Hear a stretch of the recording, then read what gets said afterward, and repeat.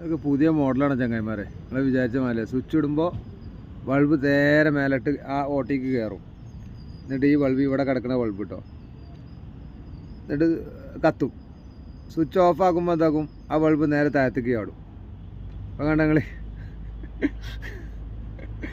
നമ്പറില്ല നിങ്ങൾ പേടിച്ചണ്ട. ഇത് കണ്ട നിങ്ങൾ സ്വിച്ച് താഴത്തേക്ക് ചാടും, മേലേക്ക് കയറും. ഇപ്പോൾ വണ്ടി ഓഫാക്കിയിട്ടേക്കാണ്, സ്വിച്ച് ഓഫാണ്.